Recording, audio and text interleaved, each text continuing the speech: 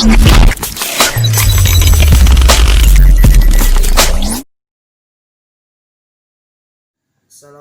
warahmatullahi wabarakatuh.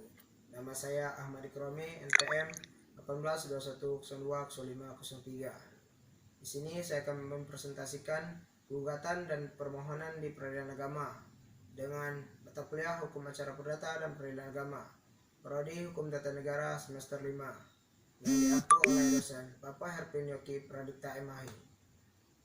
Dan yang pertama, pengertian. Gugatan adalah surat yang diajukan oleh penggugat pada ketua pengadilan yang berwenang yang memuat tuntutan hak yang di dalamnya mengandung suatu sengketa dan merupakan landasan memeriksa perkara dan suatu pembuktian kebenaran suatu hak.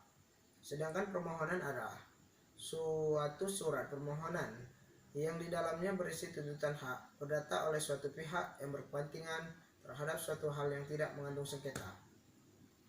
Perbedaan dari gugatan dan permohonan.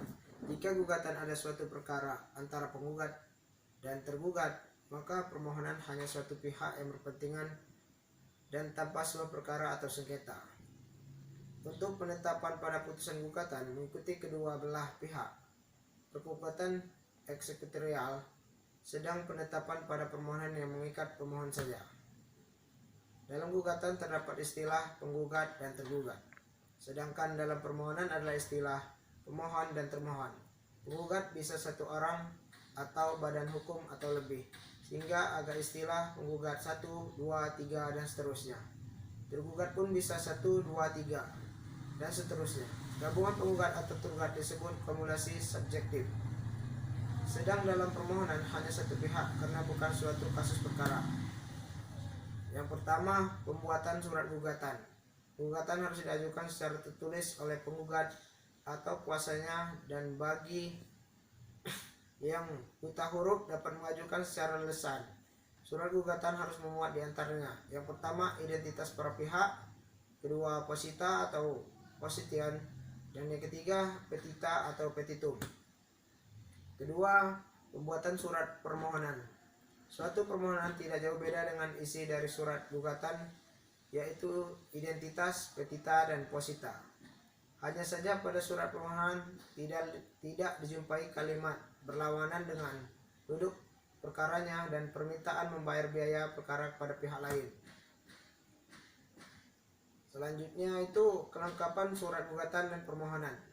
Yang pertama, surat permohon atau gugat tertulis, kecuali bagi yang buta huruf yang menyampaikan ke kuasanya atau pada pengadilan agama, ketua hakim, seperti pada kasus gugatan cerai, surat gugatan atau surat permohonan yang buat sendiri atau lewat kuasanya.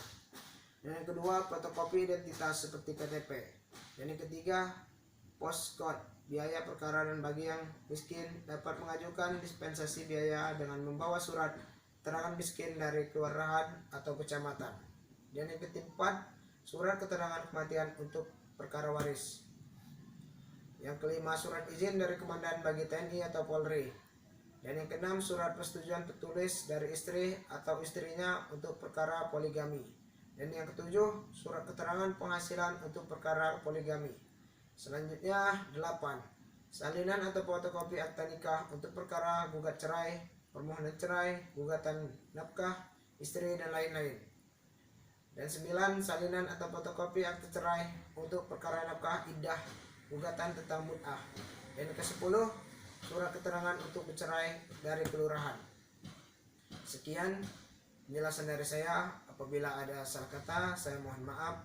Pada Allah saya mohon ampun. Wabillahi wal taufiq wal hidayah. Wassalamualaikum warahmatullahi wabarakatuh. Yakinkan dengan iman, usahakan dengan ilmu, sampai ke dengan amal. Ya kusa.